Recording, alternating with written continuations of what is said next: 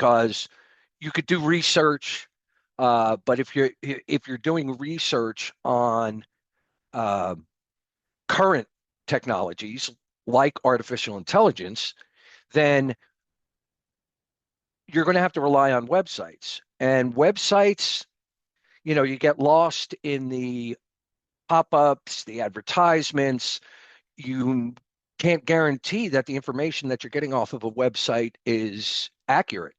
It's like Wikipedia. When Wikipedia first came out, everybody thought, man, this is great. We can, like one place we can go and we can get all of this information, whether it's historical or whether it's current events, whatever it might be, we go to Wikipedia. Well, then we found out that Wikipedia, whatever you happen to be studying, is going to just give you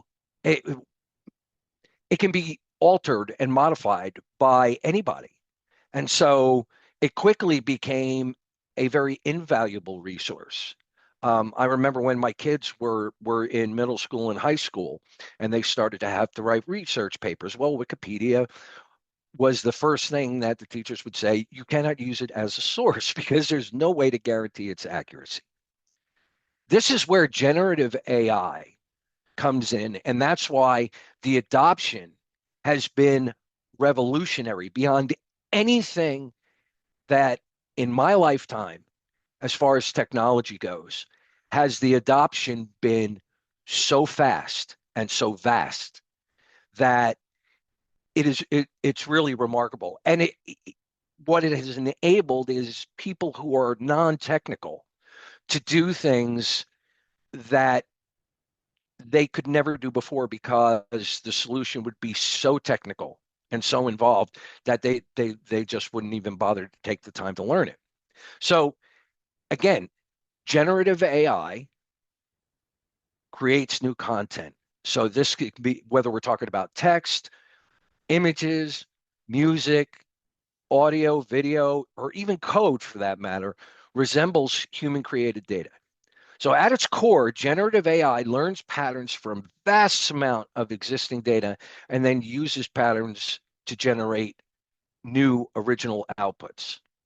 So how does it work? Well, that's a great question. Generative AI really relies on machine learning models. And that's why up to this point, we've been really digging into what machine learning is all about.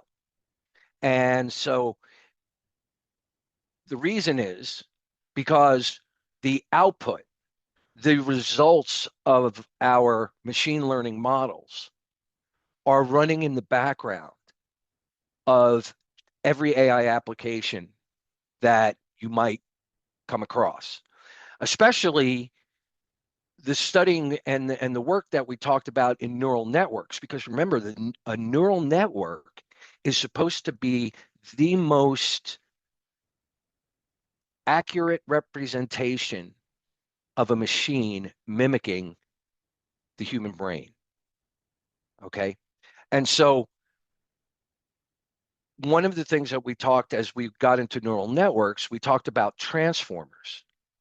And that transformers were really the revolution of artificial intelligence. Remember, the study of artificial intelligence goes back to the 1950s. And it's been around that long. Well, why all of a sudden this kind of exponential growth in the use and understanding of artificial intelligence? And it's the transformers. Okay. It's the backbone of models like ChatGPT and DALL-E and Canva and all of the things that you see out there. And then one of the other parts of it is what's called a GAN, a generative adversarial network. So you basically have two AI systems competing. One generates data, the other critiques it, refining the results.